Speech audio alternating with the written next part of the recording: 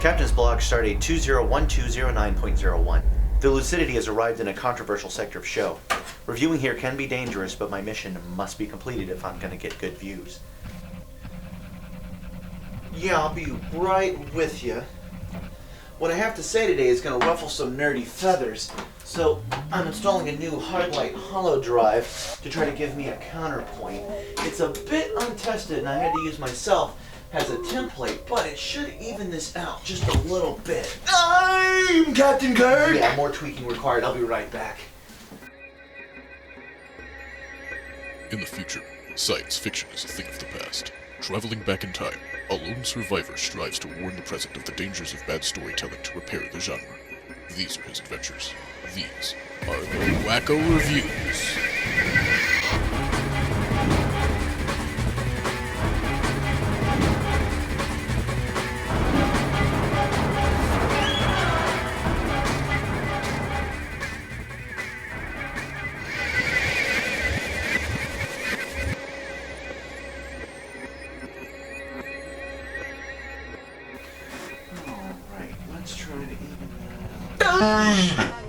James T. Kirk of the USS Enterprise. Close enough. So, time to talk about what this is about. 3 years ago, when I reviewed the 2009 Star Trek movie, I said that one of the reasons it sucked was that Kirk's destruction of an irreplaceable part of Earth's history was a really bad idea. I said at the time, it didn't make him sympathetic, it just made him an asshole. Well, I'm here to recant that. No, not the part where the movie sucks, because it totally did. I'm talking about the part where Kirk was a dick, because it turns out he totally was. Now you, listen here, mister. The choices of a child cannot be compared to that of a full-grown man. I am responsible for my ship and crew, and to the untrained eye, the burden of command may seem unfair, but I stand by the choices I've made and the orders that I've given. No. That's not what I'm talking about. There's a difference between being bossy and being in charge. In fact, that's my first point. Dating progress. We're going to start slow with this. In the Ultimate Computer, Kirk gets some alarming news that the Enterprise will be the test ship for a new, more advanced computer. What am I supposed to do? You've got a great job, Jim. All you have to do is sit back and let the machine do the work.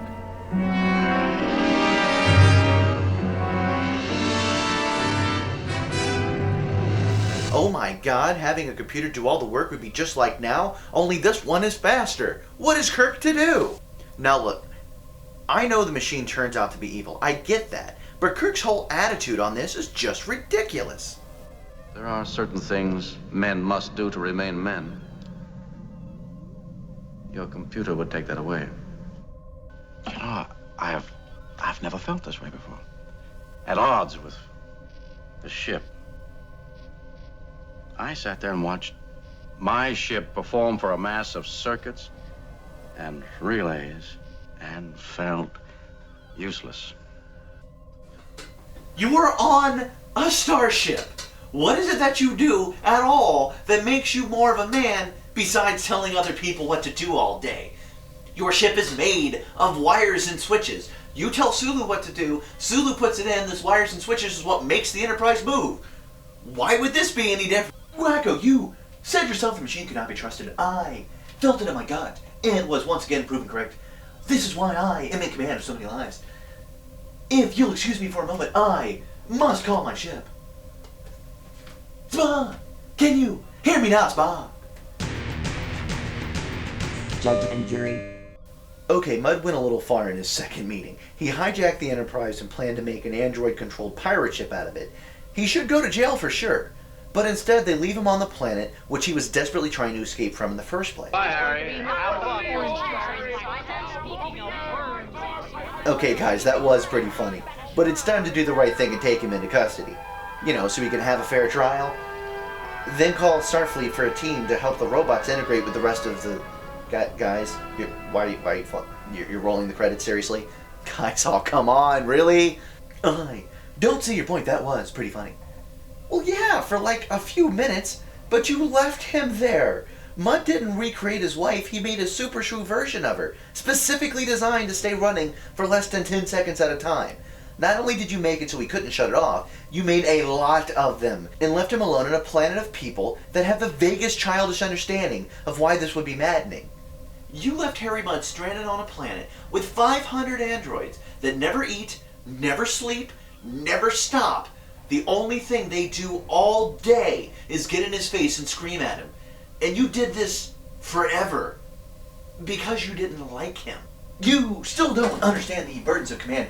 Harry was trying to take my ship and help those androids enslave the universe. So you don't like slavery? Slavery is wrong. It is the right of every sentient being to be free. What about sex slaves? I'll have you know that none of those Orion slave women were actually slaves. The treating of a man or woman as property is uncondonable, and you have footage of me doing it, don't you? Oh yeah! Using sex slaves. The Enterprise is on a planet that is parallel to Earth, but the Roman Empire has been around for the entire...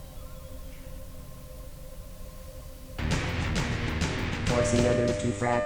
Remember the orange planet that was basically the Garden of Eden? Kirk had no choice but to destroy their god. It was going to destroy the Enterprise, so it was either him or them. It's what he does after this that's such a serious problem. Love. You're like that too, a lot. You and your children. What are children? The little ones look like you. They just go on the way you're going. You'll find out. Oh, come on! You can't just tell them to figure it out. No, you know what? Don't. I don't even want to hear it. Everyone should like to brag as much as I do. It's natural and it's fun. Moving on. Mistreating Apollo. Now we're at the heart of it. Kirk and his crew meet up with the god Apollo. No. The other god. Yeah. It turns out that the gods of the Greek pantheon were actually from another planet.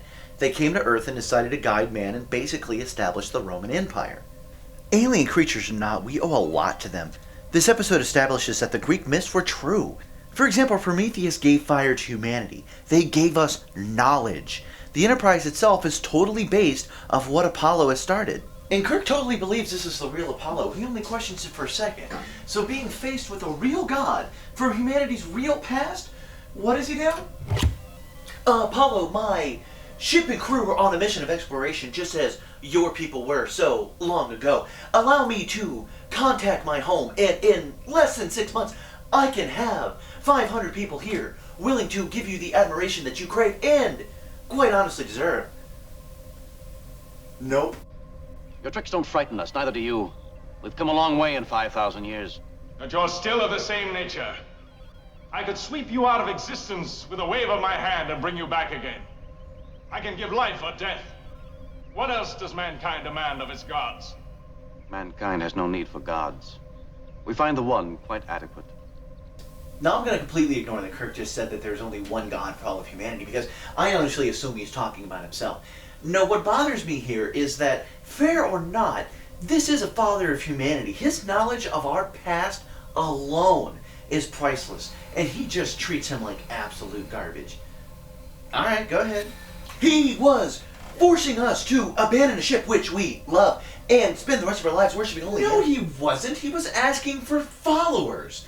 And all you did was, it's a god, kill it! Now, you hold on a minute, mister. The pagan worshippers of the Greek pantheon have died out years ago, and even if we found some, it would still be a life of slavery. Oh, please, there are only 5 members of your crew in this entire episode. All of them believe he's who he says he is, and one of them gladly worships. But you go out of your way to convert her to your way of thinking. All right, Lieutenant, you can come down from Mount Olympus now. You've got work to do. I don't understand. He thrives on love, worship, attention. Yes? We can't give him that worship. None of us can, especially you. What? Or perhaps the thought of spending an eternity bending knee and tending sheep appeals to you. Oh, but you don't understand. He's kind and he wants the best for us. And he's so lonely. What you ask would break his heart. We're the same. We share the same history, the same heritage, the same lives. We're tied together beyond any untying. Man or woman, it makes no difference. We're human. We couldn't escape from each other even if we wanted to. That's how you do it, Lieutenant. Don't follow a god you can actually see with your own eyes and has legitimate powers. No, instead follow me and mankind because I order you to, mister. Your impression of me is terrible. That's why I have you around. But we're actually just getting to the best part, the true moment of douchebaggery. In fact, the whole reason I've done this entire episode. Are you ready for it? Kirk orders the Enterprise to use its phasers and destroy Apollo's power supply. Brokenhearted over the rejection of man, he tearfully kills himself, leaving mankind on its own as Kirk wanted. Then he says, They gave us so much. The Greek civilization, much of our culture and philosophy came from a worship of those beings. The way they began the Golden Age. Would it have hurt us, I wonder, just to have gathered a few laurel leaves?